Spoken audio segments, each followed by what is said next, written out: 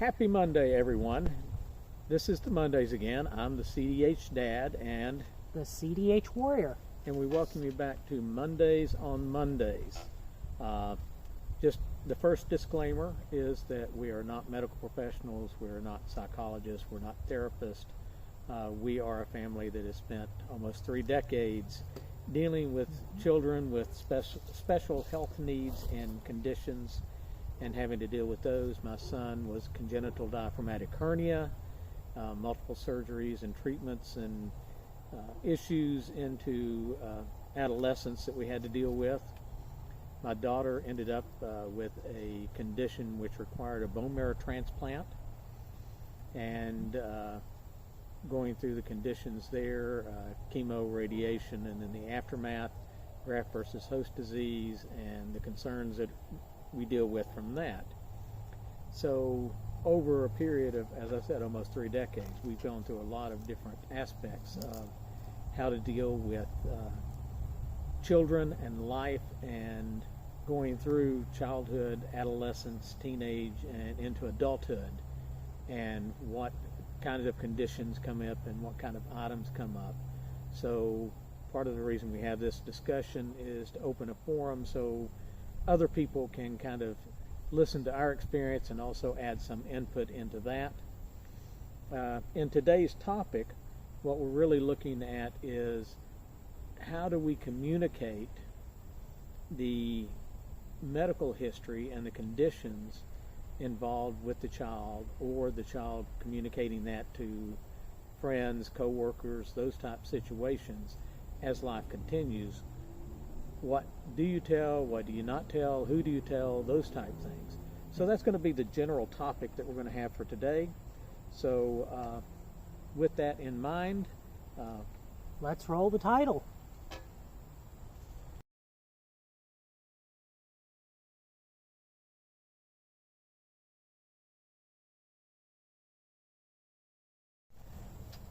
And welcome back to Mondays on Mondays.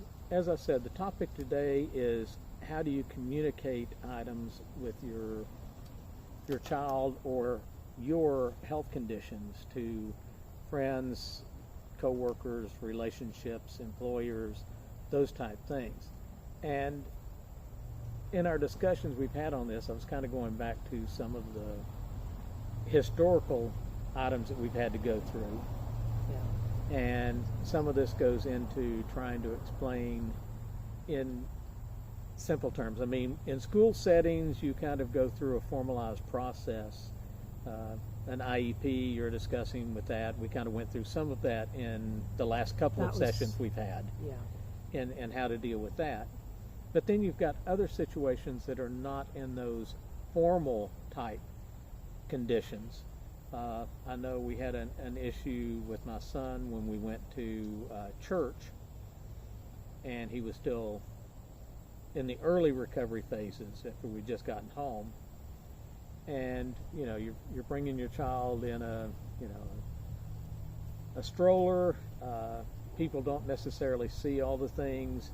Your child is fidgety, and it's like, well, people will say, well, you know, we do have a child care downstairs, so the children can go there and not disturb the church during the service.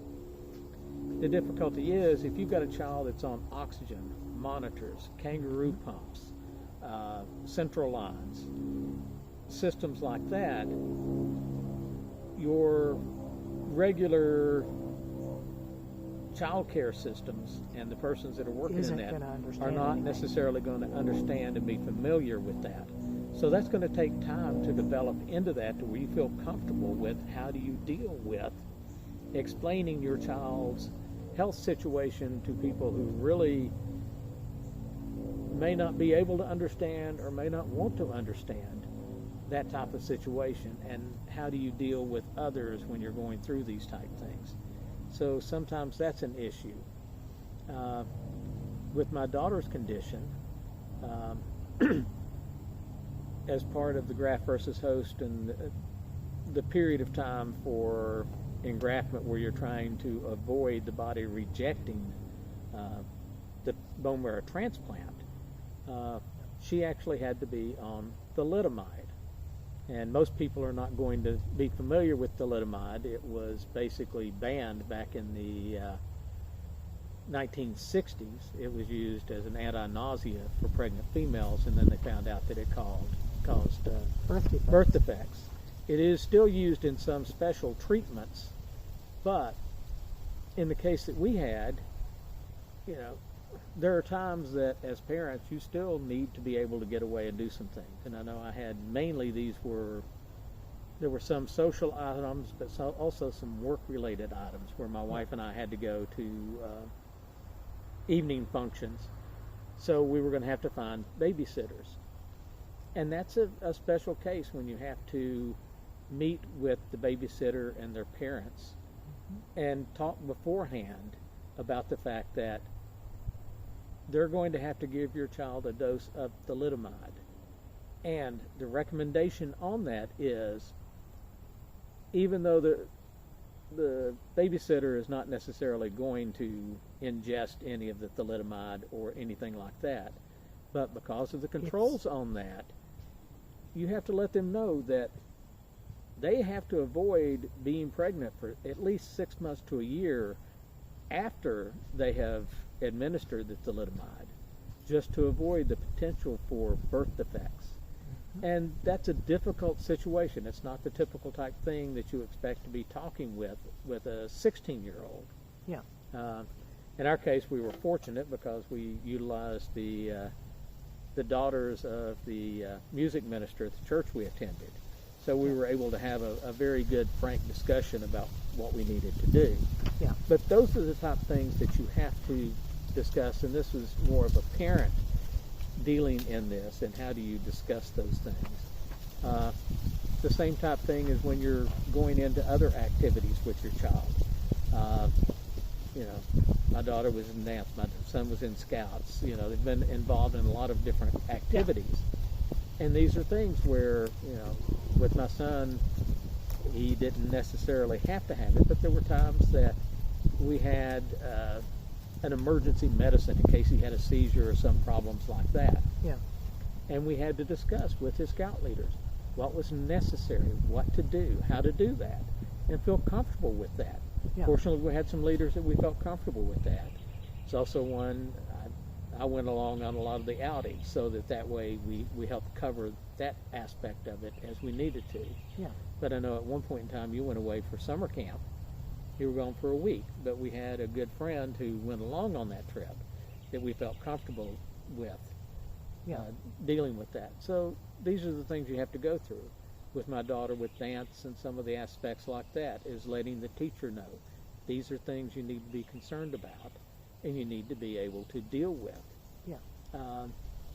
So those are some of the basics in the childhood phase. But I think another part of what we wanted to discuss is, you know, how do you deal with talking with friends, associates, coworkers, and your employer about your health condition? And I wanted to jump back on something because I did a video. It's actually in a playlist on this channel called CDH and Growing Up, or something of that nature.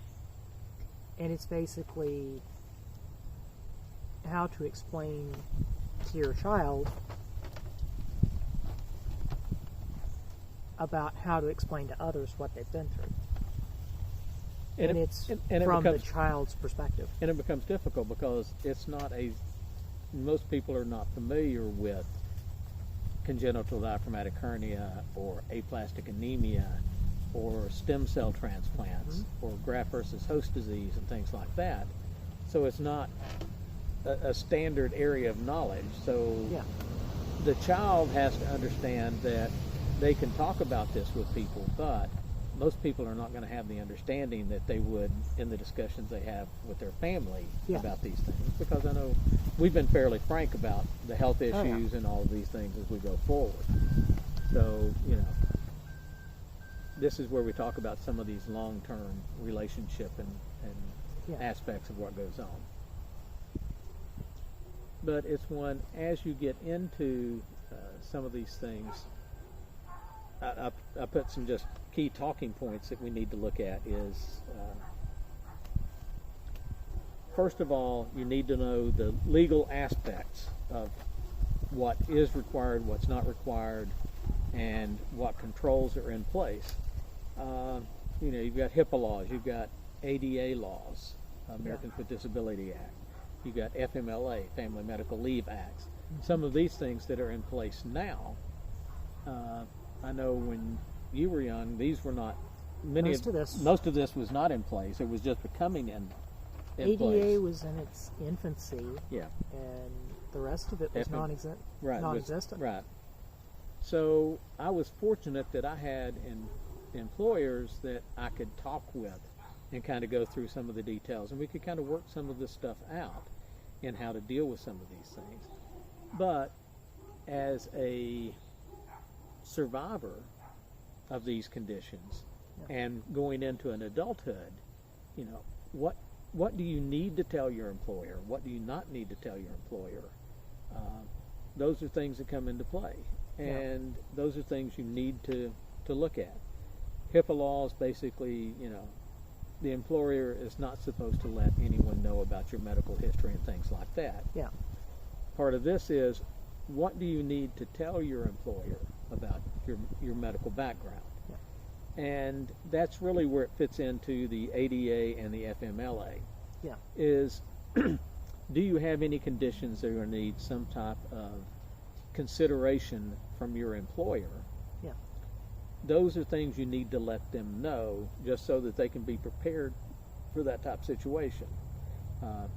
In our cases, I know with you, it's more of a lung function and breathing capability, and that's something that we need to make sure your employer knows, that if you're in an overstrenuous situation, then there may be some issues where they need to make some considerations on that. In your sister's situation with the graft versus host, she was fortunate. We didn't see any issues with major organs. There are patients that have issues with lungs, heart, eyes, kidney, liver, any of the major organs. In her case, it's more with skin, and it presents more like a psoriasis type inflammation, but it's actually graft versus host, where her blood system, her antibodies are attacking her skin.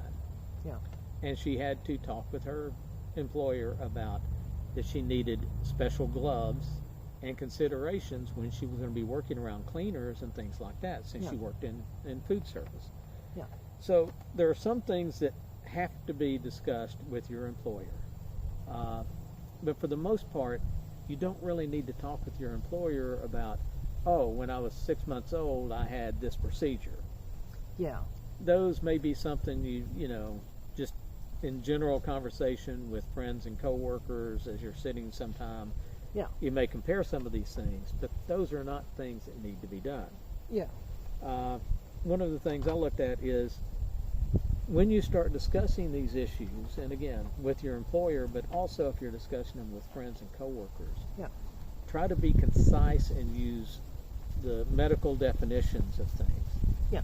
I think we all have our own opinions when we have friends and coworkers that talk about, I can tell it's going to rain because my knees bother me, or they're going through some of these type of things. And, we don't necessarily want to hear that someone is not feeling well, or the fact that, they had this illness 3 weeks ago, or those types of things. But there are some things that, you kind of may get into serious discussions about it, getting people so that they understand. And this is part of the reason that we do this is because it's part of the CDH awareness.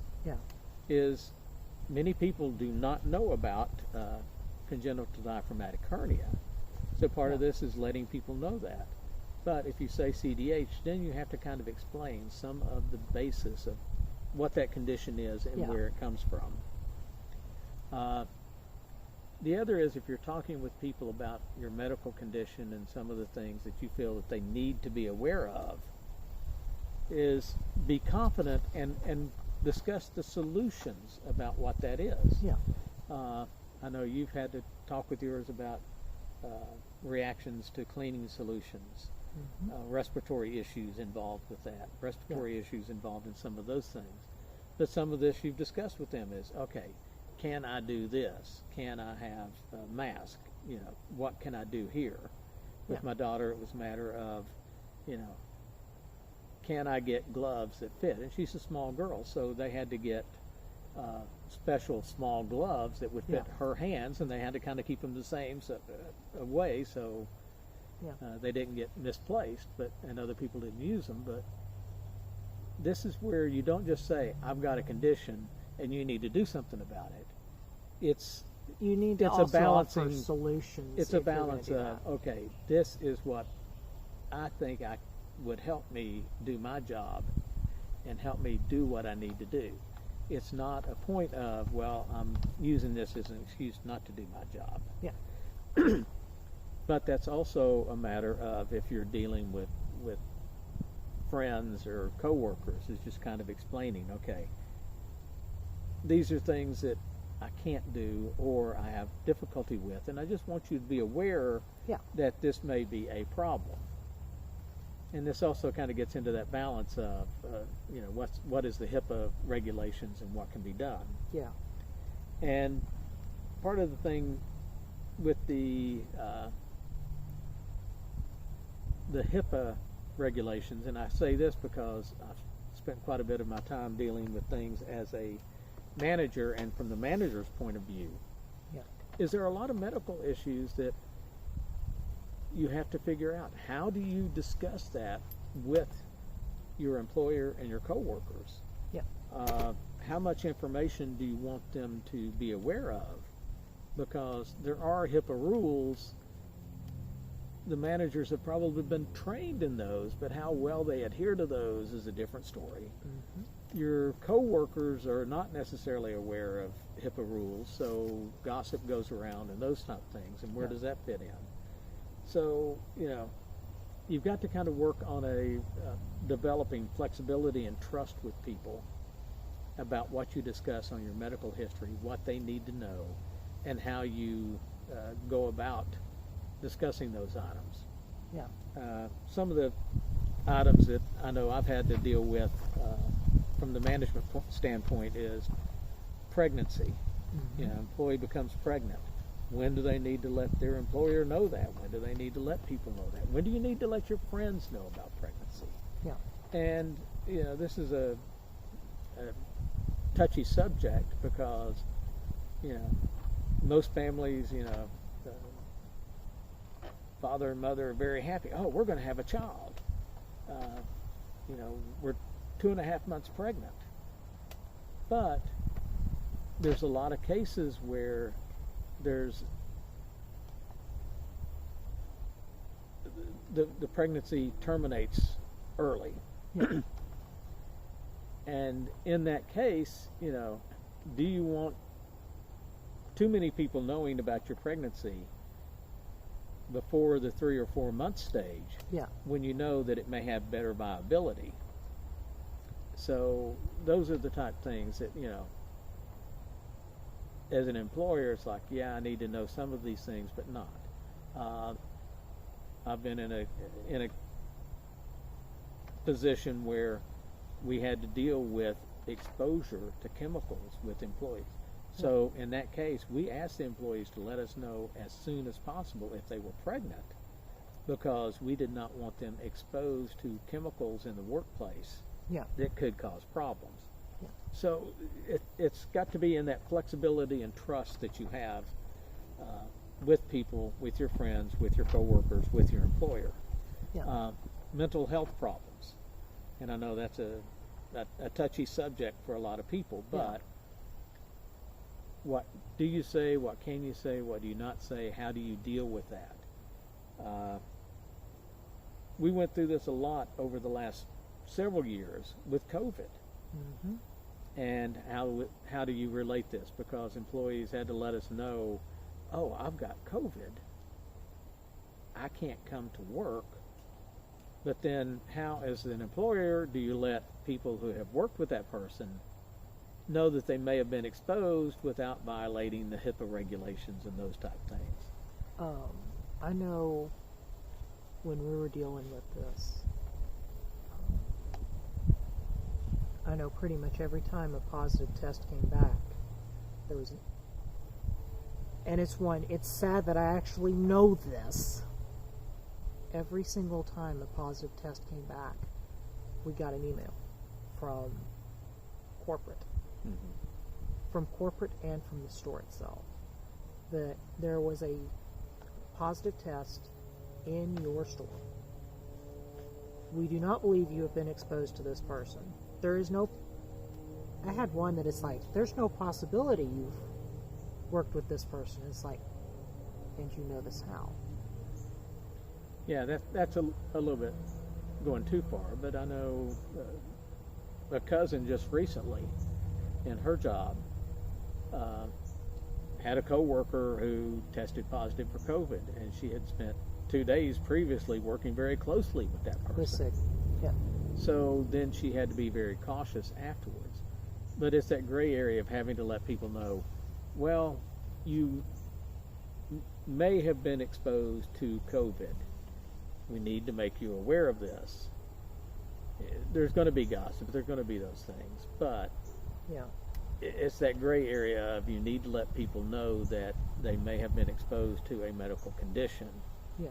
But you can't let them know all the details of that. Yeah. So it's a lot of gray areas and a lot of aspects of that.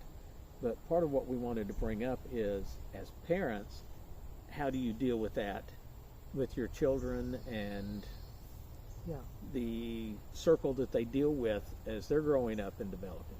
But then also, as you're going into adulthood, if you're a survivor, how do you deal with communicating your medical background and history with other people? And it's some of those, we have some issues just based on social media now that, you can find out a lot about a person just by checking social media backgrounds and things like that. So we need to be cautious about things we put on social media about some of these items and medical backgrounds and things like that, because it's not one of those what happens in Vegas stays in Vegas.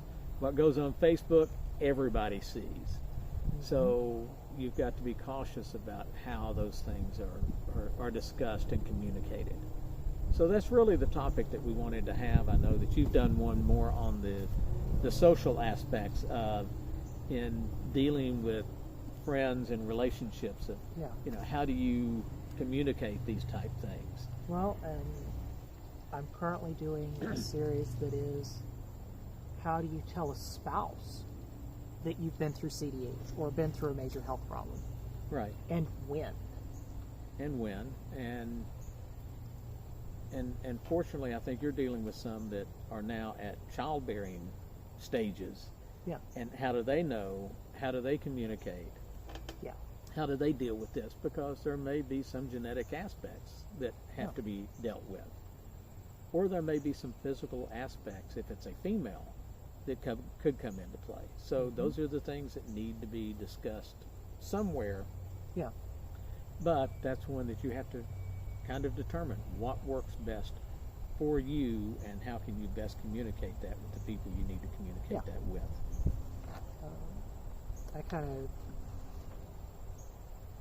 I think that pretty much wraps it up for us. I think that's it for this session. Stay tuned for Thursday when we'll be doing a whiteboard session for We Survived This, Now What? Okay, very good. For the CDH Warrior? And for the CDH Dad. Have a great day. We'll see you next time. Thank you and have a great week.